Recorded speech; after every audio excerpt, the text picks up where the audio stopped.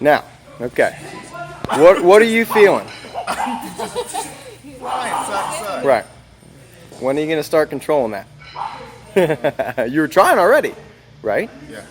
Okay, so now, what we're trying to do is every step. Now, once you start to understand it, once your nervous system starts to understand, let's stay on that side, get a little closer, take your time, right about there, right about there. Now put a little bit more weight. We're going to take the glute and drive that knee down. So we got about 90-degree angles. Now try not to lean forward, but stand up tall. Now extend your left hip. Engage your left butt. Press down a little bit. There you go. Now, so what starts happening? Shaking. Okay, so all that rotation in our femur, right? Yeah. Stabilization. So what happens is we're going to do that for about 30 seconds, maybe to a minute. We're going to get your nervous system, get your brain to start understanding that. So what happens is we get these overcompensations. It's like getting in a car that's spinning, right? You turn right, it goes left, you overcompensate. Now, press down a little bit more. Keep going, keep going. Act like you're going to stand up there. And you'll just keep going. So this, you teach something you have not done before. So you've seen Bosu balls and stuff like that. They are totally different than this lateral axis that we're doing right here. Now, okay, so now carefully stand off that. I want you to walk down towards the front door again and tell me what you feel.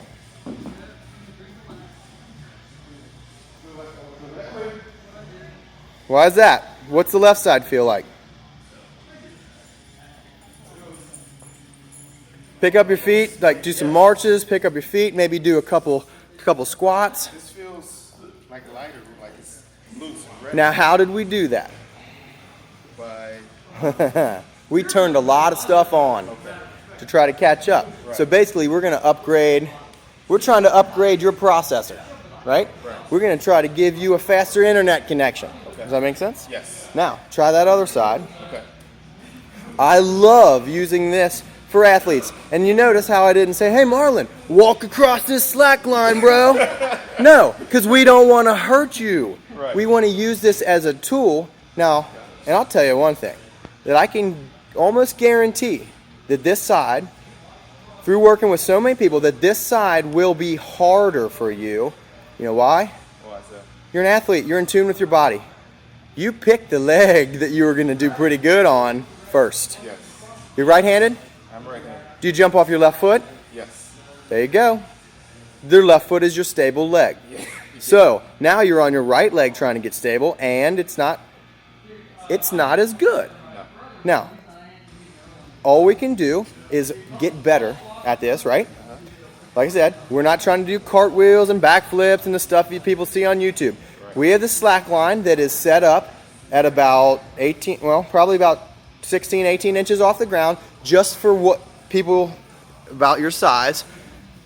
So now if you start engaging the hips, another thing is engaging your right glute. So now once the glute complex and the adductors all start stabilizing your knee, you notice how your hips are bouncing around? Yes. Now let's move up one instead of the hip. Now feel like QL, feel psoas, spinal erectors, your abs, the core. Don't let your hips wobble.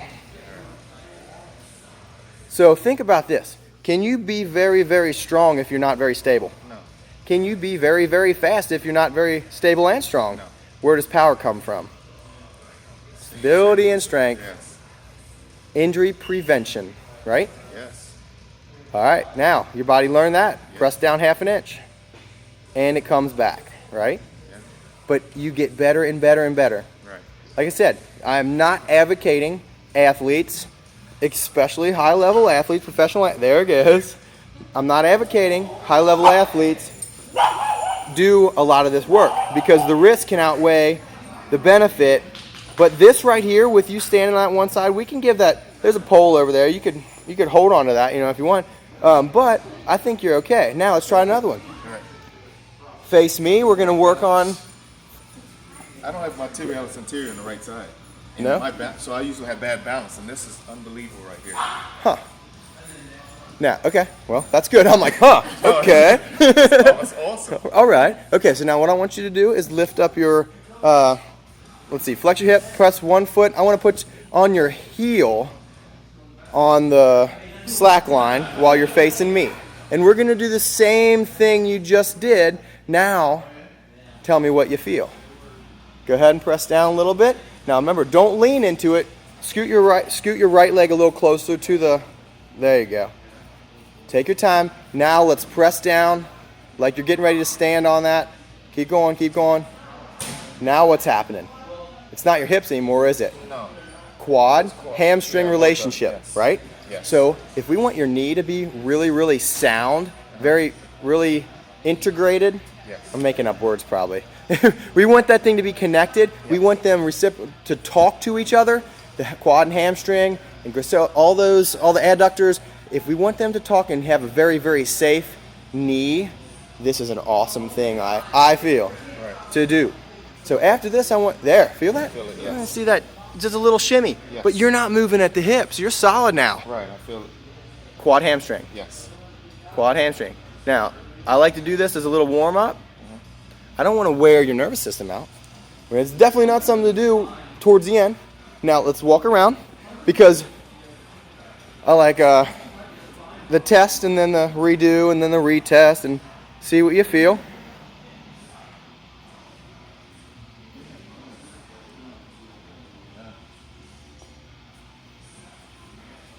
What do you feel? Legs feel strong right now, stable. Yeah, nice. Well, that's good. Without adding, so what we did, it's like a person new to lifting weights. They don't gain 10 pounds of muscle in the first 5 months.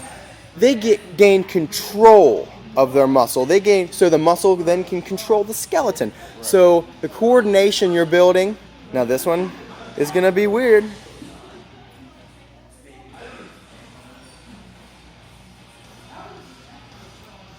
So another thing is we take time, we take a couple minutes at the beginning, or if you do this on an off day or whatever. Okay, so now you say you don't have the anterior tibialis? Yeah.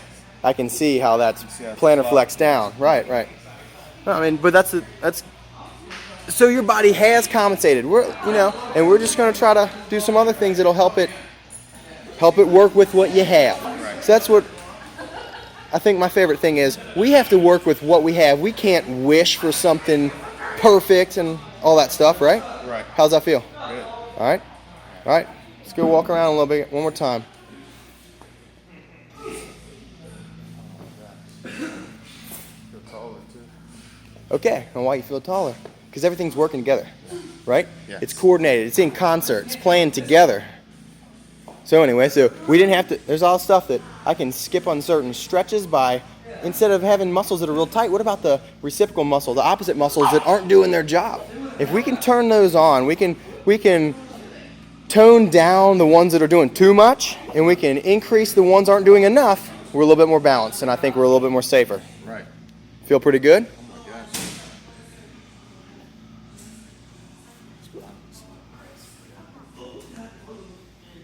Everything feels Good? like activated. So that's 10 minutes. Okay. Actually, 8 minutes, 38 seconds. Okay.